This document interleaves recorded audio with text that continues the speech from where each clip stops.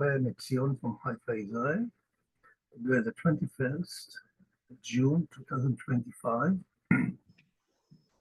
We continue our sessions on the Genesis, the musical pieces, the current events. I'll share with you today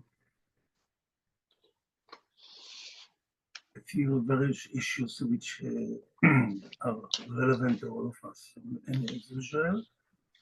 We share a musical piece. This time is not usually I used to share a piece from my musical band. This time, since I'm a student for music, the past 11 years, I shifted to the Bassoon, the new piece of from the Bassoon, one of the masterpieces ever written for the Bassoon. I cannot play it, but I would like to share with you a few minutes. This is the Bassoon concerto by Carl Maria von Weber.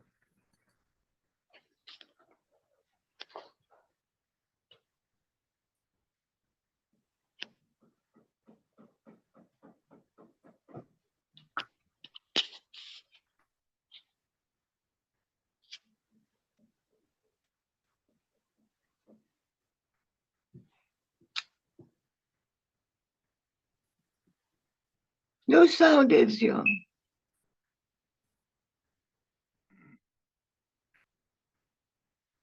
Sorry, I realized my mistake. I know what I did. And again, I forget to mark.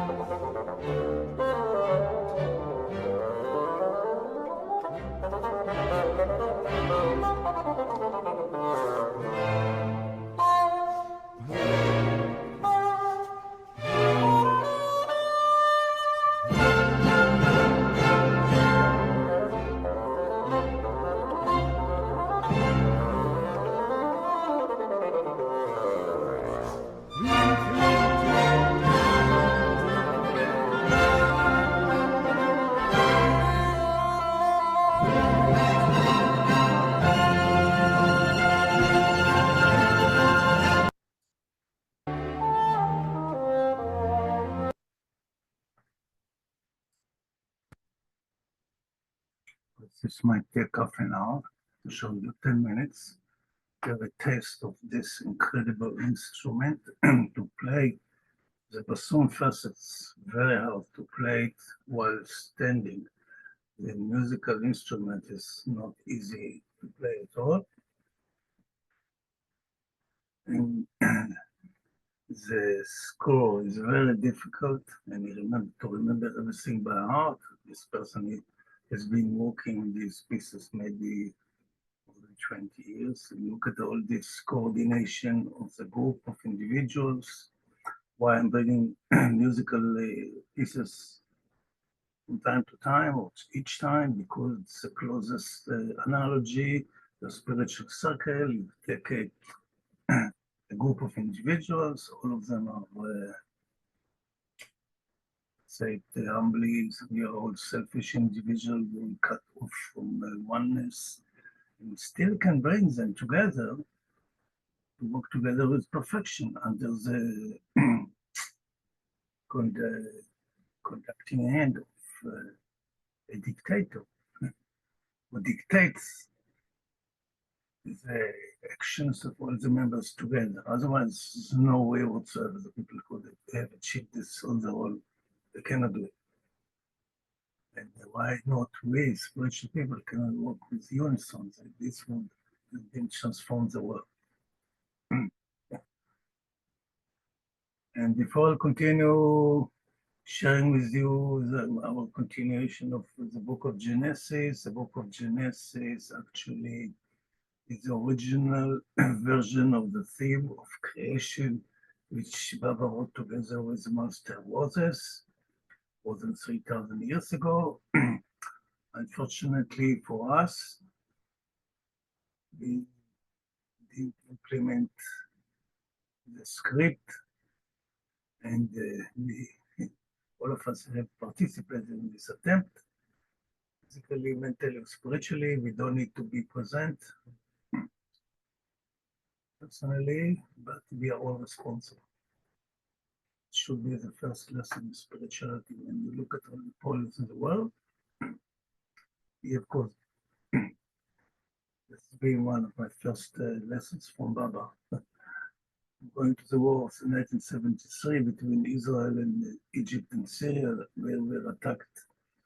So we had a surprise attack from both directions. And they were at least maybe 50 times bigger than us. And how we survived the odds, only God knows. But then it started a thing. I had already quite a strong experiences with Baba. He's telling me, you are responsible for this war. You will cause it. And I was just a very low rank, no politician, no, I had no influence. I'm responsible. How can I be responsible?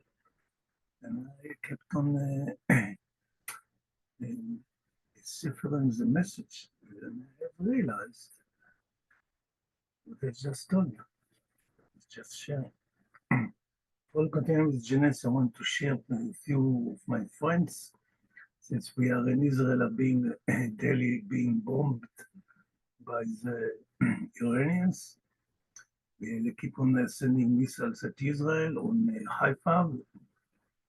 They have daily sirens here, and they targeted quite a few places in Haifa and all over the country. And we hear explosions every day, getting less and less, presumably what the Israeli Air Force is achieving is beyond human comprehension.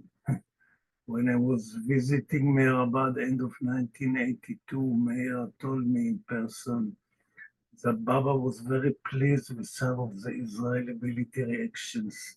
As a warlord, as we should know, first and foremost, Baba is not exactly some cute peacemaker. First and foremost is the warlord, a very fierce one. You don't need to face Baba on the wrong side of the sword. He was playing to win. Come with me. Most of us don't understand it.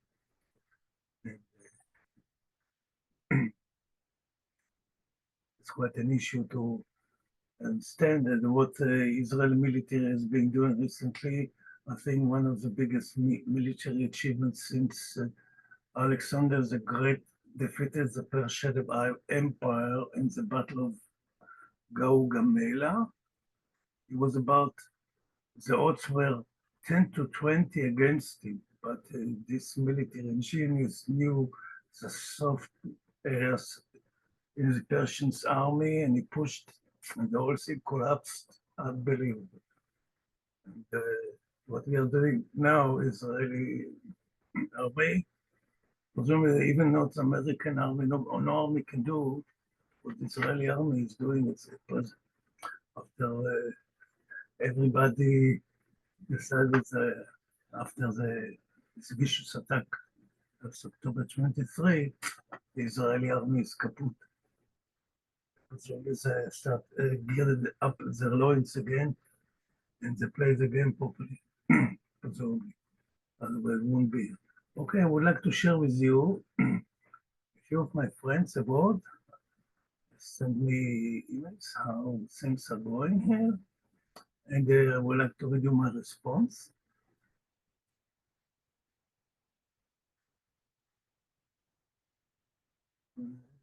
Typing.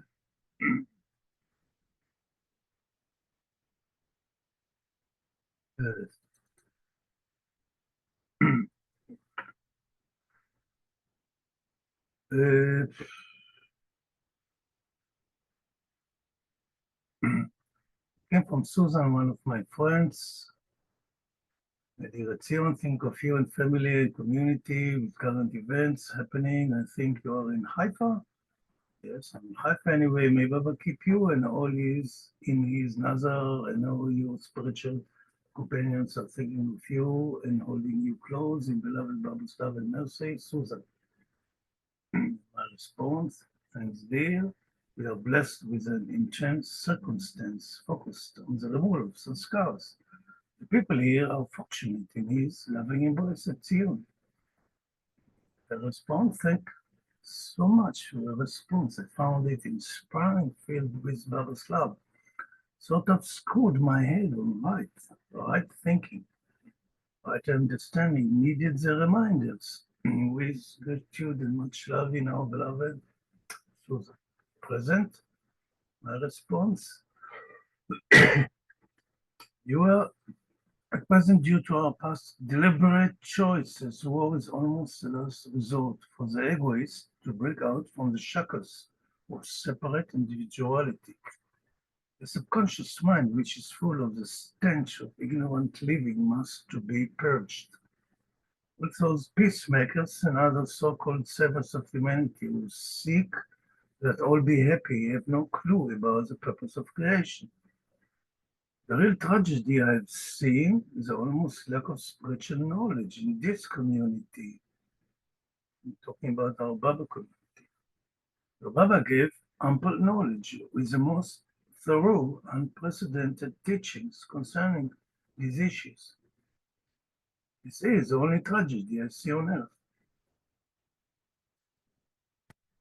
And as I shared with you before, all of you, all my Baba friends, the reason why I've been sharing these sessions due to the fact that I experience Baba's grief on all of us, all of his lovers, humanity, of course. He wants all of us to come back to him, to his orbit.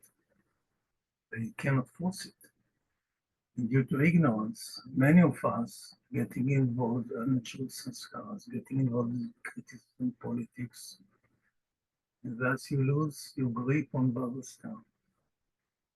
First lesson he gave us, simply don't do anything, just focus on me. Okay. And I'm quite honestly grieving to see him visiting some of the messages of my friends on the Facebook and other places. And I see what they're doing to themselves. I'm trying to hint at them. I should stop it, but they disregard. Since I have no spiritual claims, but I just share you my experience. Just focusing. Give us enough warnings And many of us are playing on the edges, take it for granted as if we won the game. Listen, I don't know if I won the game, and truthfully, I don't care because I'm okay. I do whatever I do. I'm not here to win a game or not to win a game. And you don't care. Hope you understand what I'm saying. We'll continue sharing with you now a little bit from the book of Genesis. Book of Genesis, I have said time again, the first draft of the theme of creation. So Baba himself, the Avatar, wrote together with Master Moses more than 3,000 years ago, and contains messages and lessons which are not contained even in Baba's teachings in this recent advent. As he said, all the knowledge was given to you, about time to live it, to implement it. It's the reason of my sharing with you. I have been doing the best of what I can for the community. Hopefully, some of you will design, look, and take advantage and focus on the beloved. That's the main reason for my share. We'll continue with the book of Genesis, and let's see what is telling us.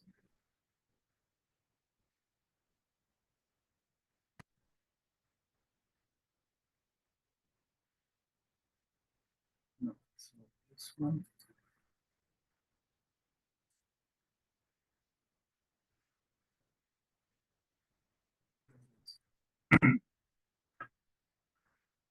Story is in brief.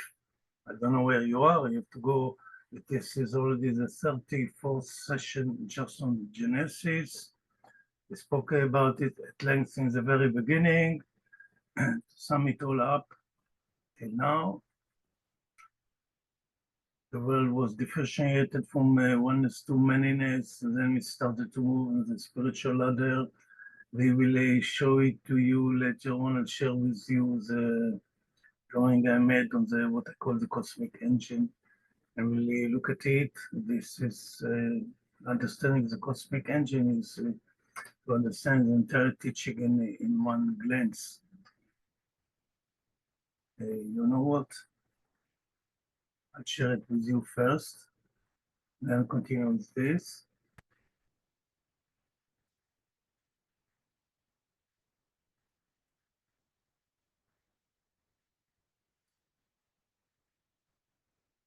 This is what I call the cosmic engine.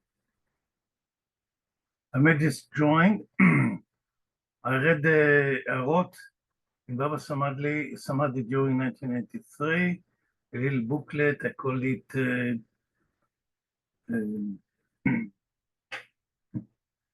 second, I'll show you.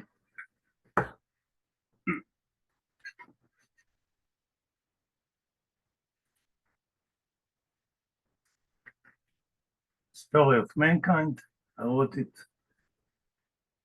There's a book. I wrote it in Hebrew and English. And I wrote it in Hebrew in Baba Samadhi. It was end of 82, beginning of 83, for whatever reason. And I felt that I should become independent without restrictions of copyright holders like the trust, etc. And that was my first attempt to become an independent writer, writing my own understanding, which I don't need to be dependent on the permissions and suggestions, criticism of other people. So by his way of inspiration, this version, a simplification version of God Speaks.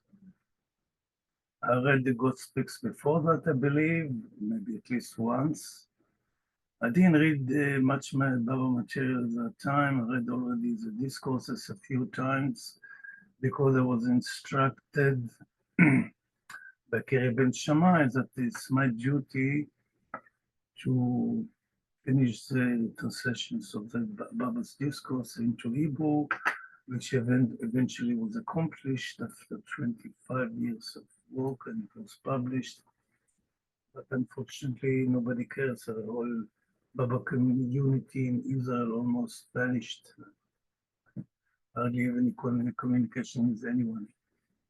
That's another story. I personally don't care. This is his game. I'm not in charge of his games. How things work. He wants to turn his key. He doesn't want to turn his key. It's son of a. I just walk and I do whatever I can. So this can tell you in a nutshell how the cosmos is working. Baba explains in God Speaks, and the book of Genesis by Moses explains all these situations as well. As if it's at the top, we don't see it so well here, but the top is clear white, the bottom is gray, symbolizes the physical creation, the solidification of supposedly of the world of spirit. This is conscious divinity, this unconscious divinity.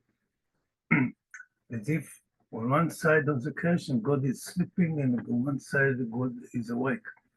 And we, the individuals, break apart from the infinitude, from oneness, to the own point, this is the own point of birth, as I say, which is also, we call it evil or night in the Bible, and you can see the minus plus, and you can see the plus minus sign, and there's a plus sign, this is day, and this is good. Evil is a natural process of ignorant evolution, which eventually, when we achieve the goal, it is good. As we reach the days, the consciousness of day, and the seventh day of creation in the Bible, we can see by the succession of each day, the Lord say, it's the first day and it is a good day, etc. You can go and look at it. We dealt with this process of an evolution, mineral, plants, animals, and this is human. And what you consider human is the sphere of consciousness. It's the thinnest, it's the largest, but it's totally dark with scars. Now we have to move the state of involution that retains a state of consciousness, but the sanskaras are being diminished due to spiritual training till we reach the final stage, which is the perfect man or the God man. And this, when we reach the point of death, in brackets, then we join the conscious divinity, but notice here, that here is the last stage, the seventh plane. We're still on the physical plane, but we are merged with the spiritual realm. So in this stage, God appears on earth. Sometimes when God, this situation, we broke the system, it's the fall of man, instead of going this direction, the humankind go back here. We're going backwards due to our deliberate choice and our fear and shame to face our beloved and ask his help. We, as I explained during the process of the fall of man, that's not the Lord kicked us out of the garden of paradise, but we told Mr. God, go away from here. He would do it better. We got the knowledge, but we got the limited knowledge. Our knowledge, human knowledge, is very fractional. We have no idea about this. This will take about 10, 12 billion years to reach from here to here. And from here to here, naturally, will take another 10 billion years. But spiritual training can minimize it to very short periods. But now we decide to go this way, backwards. Back to the unconscious. We decide to commit spiritual suicide going backwards. What's going to be with all this? We became mad. It's humanity. They're insane. Instead of going this way, we decide to go this way. Okay. And continue with the book of Genesis. You can come back to this. It's on my Baba website. If you enter my Baba website, Meherabad.com, you'll find there the story of mankind, both in Hebrew and English.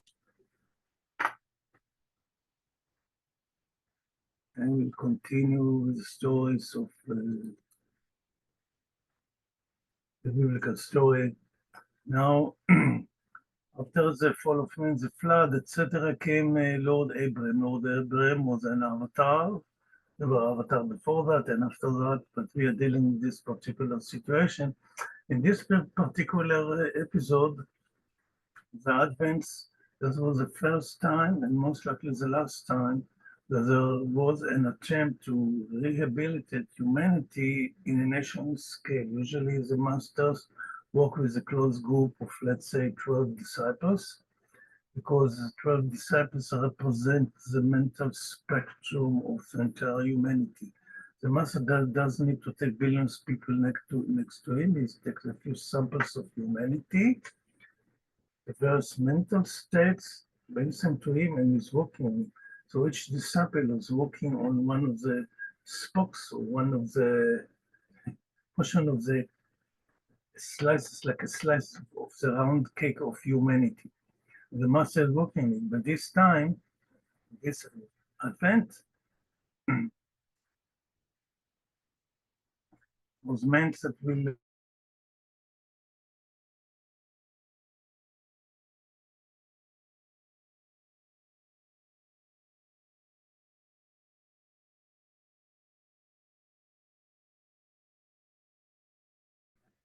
and he started his journey sojourn for God realization.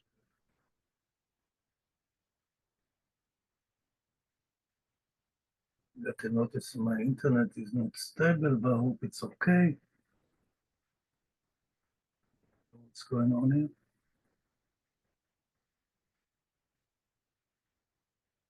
I think the whole thing collapsed.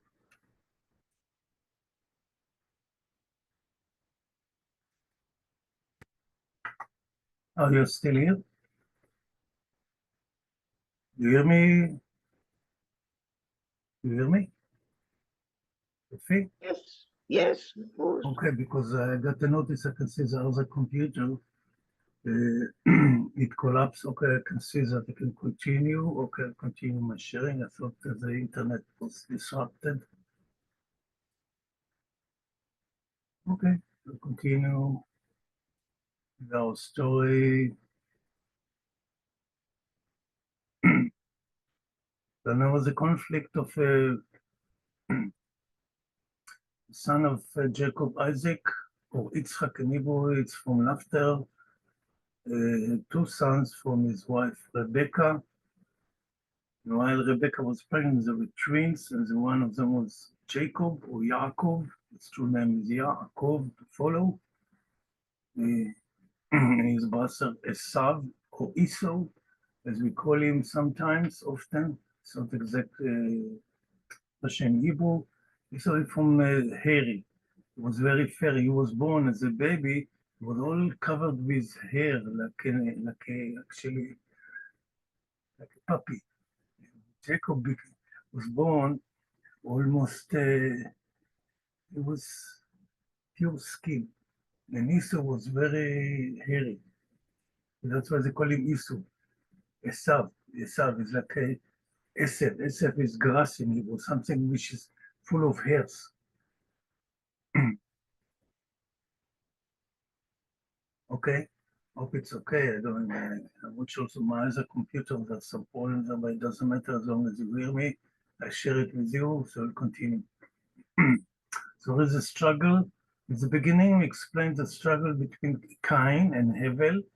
Cain, the physical man, murders Hevel, the spiritual man. It's actually something which is happening within ourselves all the time. We have to choose. The point is, where is our spiritual focus? On the divine beloved or on earth? When we focus on the goodies of earth, we're actually murdering our spiritual person within and bearing under this heavy load of unnatural sanskaras, as Baba explains so beautifully in his discourses. So Jacob spent 21 years in exile in what we call in a region between Syria and Iraq today. More or less from where Abraham came, even there's some legends Abraham came from India. Because Abraham, I read it in philosophy, I don't know if it's true, A in Sanskrit is negative, Braham is Brahmin. Abraham had a conflict with the sect of the Brahmins, and they ousted him, and that's why he got the name of non-Brahmin. I mean, it's true or not, the word doesn't refer to this. So this is the only source. That is some kind of a cute anecdote which I'm sharing with you. And what's happening? Esau is coming back to take revenge of Yaakov or Jacob because he stole his birthright, because Esau was born first. Even why is the name of Yaakov? Because he was holding the heel of Esau. He was supposed to be born first, according to the vision his mother received before while she was pregnant, and it was said that the second son should be the leader and not the firstborn. And Rebecca ordered Yaakov to cheat his father and gets a blessing. What this blessing means?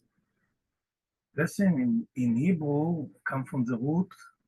Hebrew root is bracha, and firstborn is I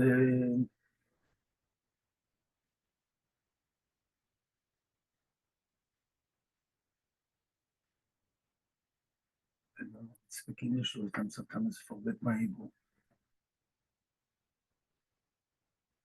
Come back to me, never mind. So there was a conflict. Who gets the blessing? The blessing is that you are being established in spiritual self, and you're supposed to receive the spiritual responsibility of healing humankind. So Esau, came back to me, Bcho is the firstborn, and Bracha is blessing. As you can see, these words are of the same root, Bracha, and you cannot translate it. But when you read the Hebrew, you can see how these words are intermingling together, they're meshing together. So it's happening all the time in Hebrew. We have all these words which are very close, a very close relationship with each other. And when we translate it, we lose the meaning, the spiritual meaning of the sentences. So Jacob or Yaakov had to run and escape because Esau wanted to kill him, because Yaakov stole the blessing. He was cheating his father under the instructions of his mother.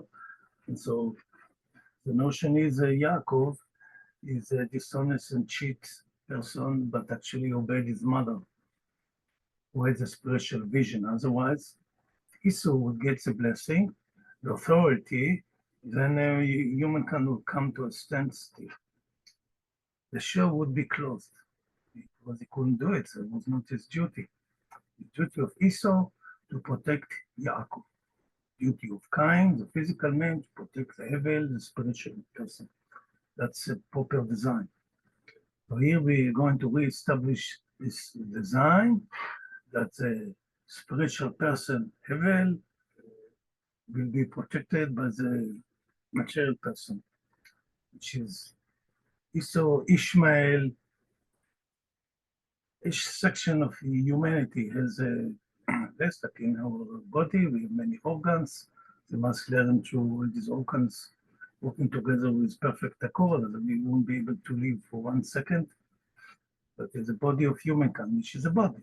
Just the same as I have a body, we call it the body of humankind. All the organs or nations or whatever you call it should work together with complete unison, and then it is a healthy body. And today everything is falling apart. Everybody is fighting with everybody, and this phenomenon of global fighting is actually a symptom of cancer. This is what's happening with cancer. When we getting ill with what we call cancer, the organs are fighting to grab each other inside us. That's what happens. The cells of the lungs attacking the cells of the liver, for example, they're trying to turn the liver into lungs. So of course, the whole thing is falling apart. So this is a state, the current human state.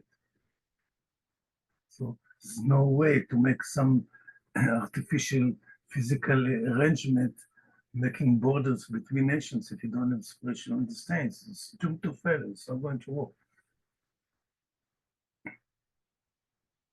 Yaakov looked up and there was Esau coming with his 400 men. So he divided the children among Leah, Rachel, and the two maidservants. He put the maidservants and their children in front, Leah and her children next, and Rachel and Joseph in the rear. He himself went on ahead and bowed down to the ground 7 times as he approached his brother. But Esau ran to meet Yaakov and embraced him. He threw his arms around his neck and kissed him, and they wept. What incredible. Esau came with a whole army of 400 men. Just imagine, 3,500 years ago, to keep 400 men under custody. Just imagine you have to feed them and to keep them working and pay the salaries. You must be a multimillionaire for this, even these days. And Yaakov said, "Nay, praise thee. Now I have found favor in thy sight." I skipped the portions that received. He sends him presents to appease his brother. But his brother said, "Don't want it, I have plenty," because actually inherited the inheritance of his grandfather Abraham. Abraham was a multi-millionaire, or maybe billionaire those days.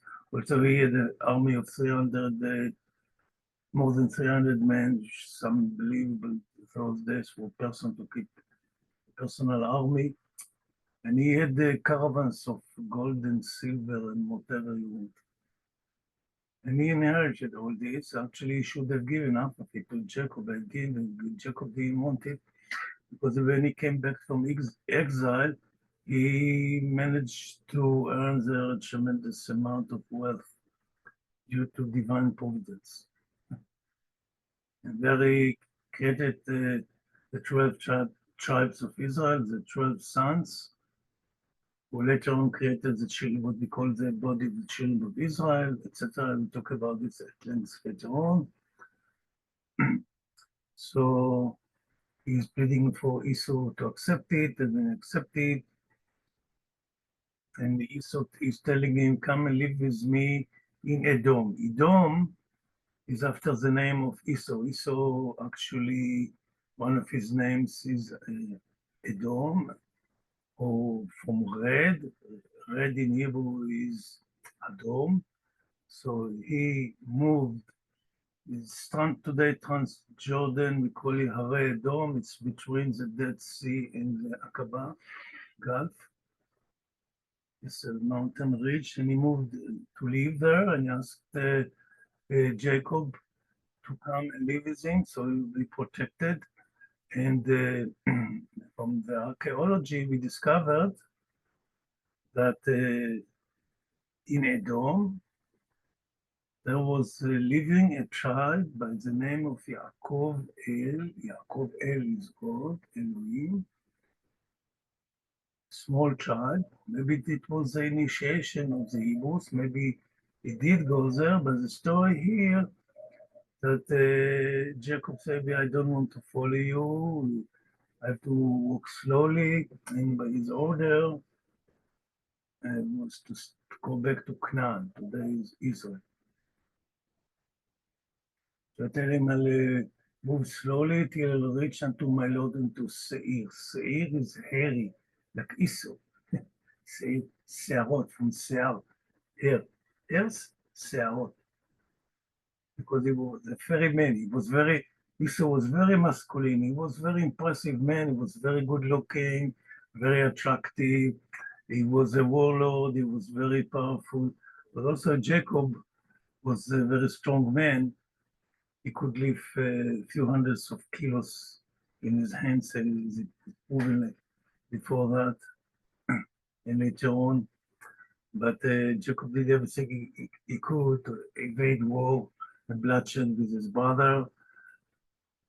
And legend says that he could have defeated by himself the entire 400 soldiers, but he didn't want to do it. So he did everything he could to make peace, which he succeeded.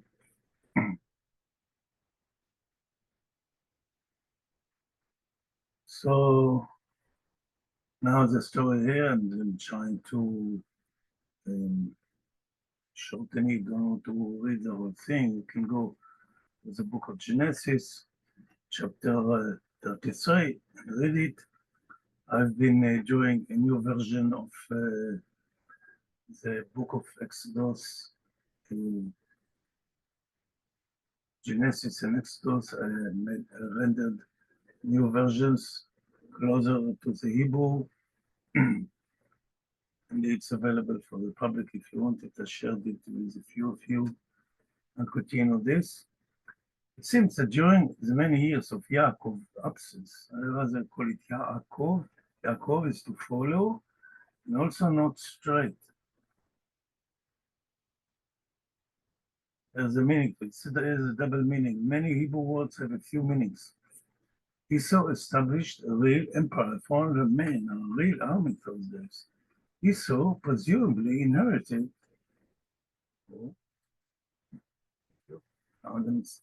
usually I'm opening it and discover a mistake, the fortune of his grandfather, who was very wealthy.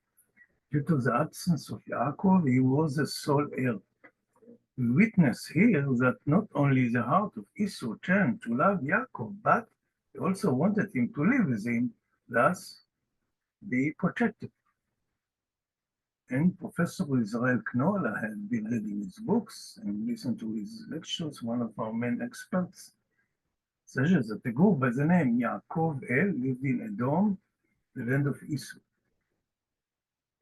It's incredible, the discoveries and finding on all these stories, biblical stories, and the authors of this essay, which have been writing, is not to deal with archaeology or history. This you can go and learn from the books, but all this is a spiritual survey analysis of these stories. The first version, as I said, of God Speaks, first version of the theme of creation. Actually, we spoke about in the very beginning of the sessions, the very first verse of Genesis in Hebrew, only cannot read it, cannot translate it. The entire theme of creation is being encapsulated in 7 words. Entire data of the universe has been encapsulated. This can be only in the Hebrew language, and I cannot. I've tried to explain it in the beginning. I'm going to deal with this at the moment. You can find in the Baba Talks my sessions on Genesis, and go to the first few sessions if so you wish. Or if somebody wants it, I can mail it to him. You can see my email in the directory of the Baba Zoom. My opinion, as I have explained it all along, we see the famous pairs, Cain and Hevel, the Isaac and Ishmael, Yaakov and Esau, and many more. These pairs symbolize the inner mental systems within us, which clash with each other throughout the course of our lives, until we are able to transform them both into the supreme divine unity. As we can see, this process involves severe physical and mental efforts and sacrifices. It is puzzling the creator of the universe, who is only concerned with the success of the human race and hence the success of each of us. Why does he impose such terrible difficulties on those dedicated people who have placed their lives on the altar of serving humanity? God does not make difficulties for anyone. All suffering on earth is caused by our ongoing neglect of our missions on earth. Thus, the more humankind will continue to escape its responsibility, then the difficulties in rehabilitation will increase. We can only see that Yaakov fulfills the instruction here in the first chapter, and God created man in his own image. In the image of God created he him.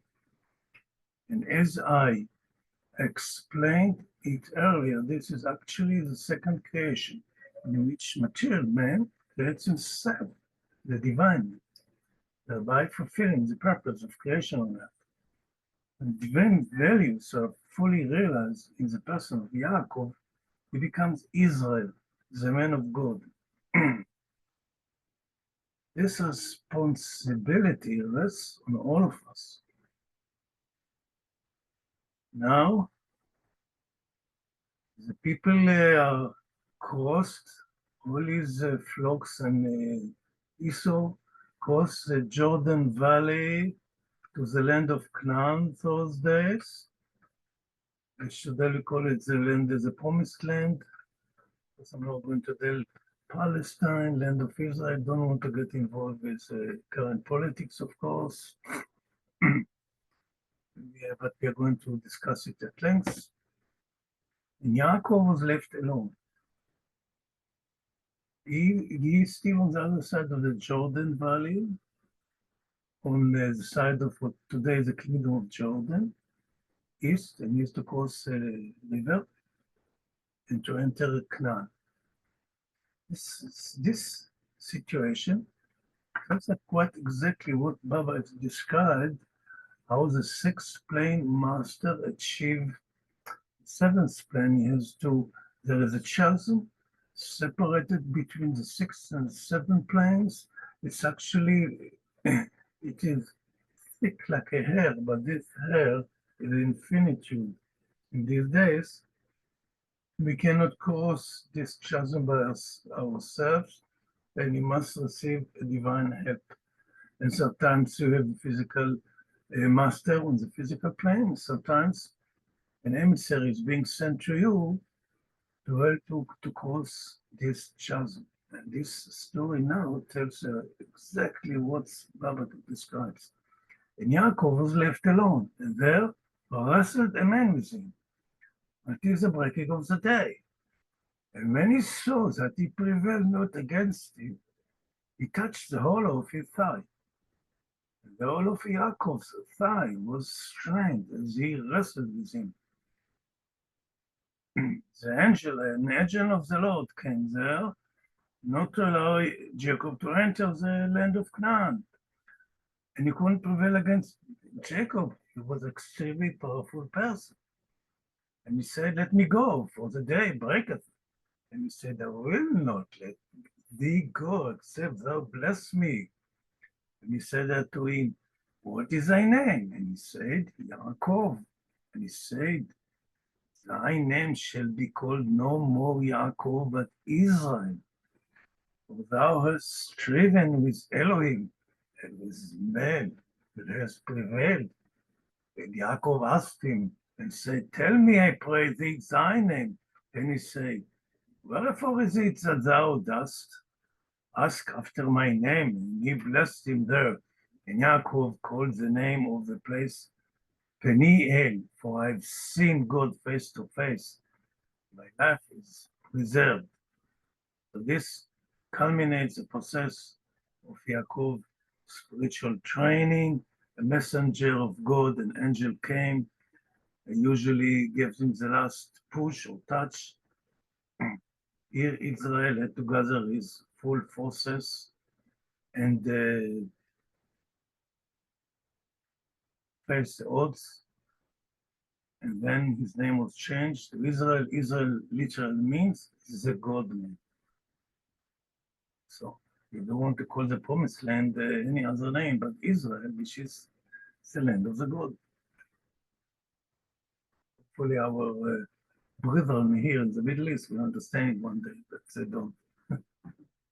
You don't want to use any other name. Okay, I guess it's a good time, more or less. Stop here. See you next week. Hopefully. Still here? Yeah. It was